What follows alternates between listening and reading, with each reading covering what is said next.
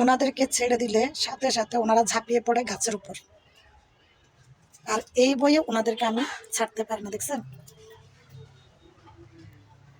ওনাদেরকে ছাড়ার সাথে সাথে ওনারা গাছের উপর ঝাঁপিয়ে পড়ে, গাছের পাতাগুলো নষ্ট করে ফেলে।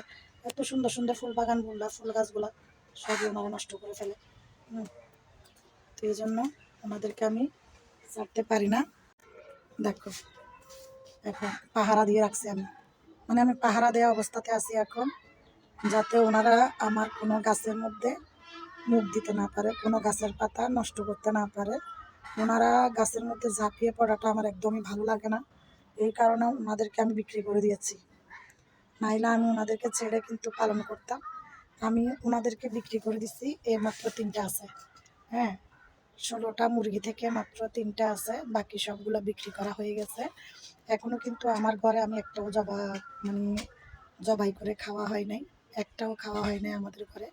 16টার মধ্যে সবই বিক্রি করছি।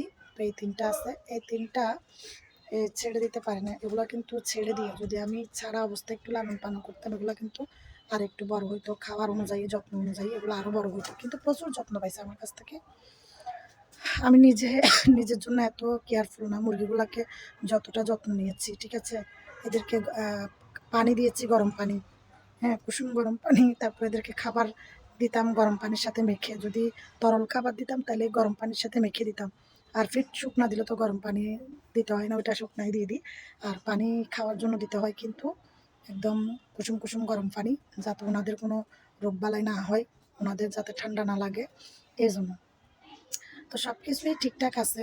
ওনাদের পিছনে যা পরিশ্রম করছি, যা খরচ করছি, তার অর্ধেকও উঠাইতে পারিনি আমি।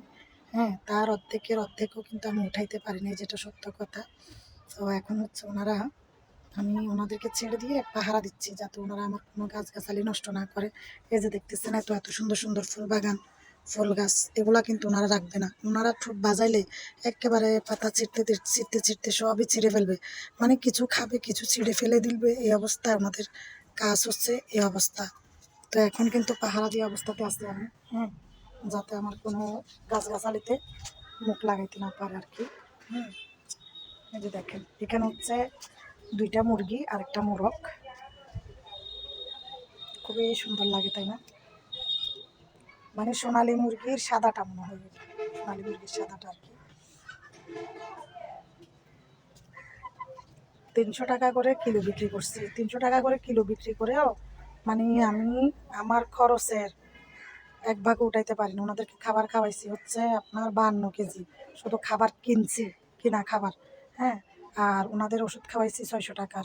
ওনাদেরকে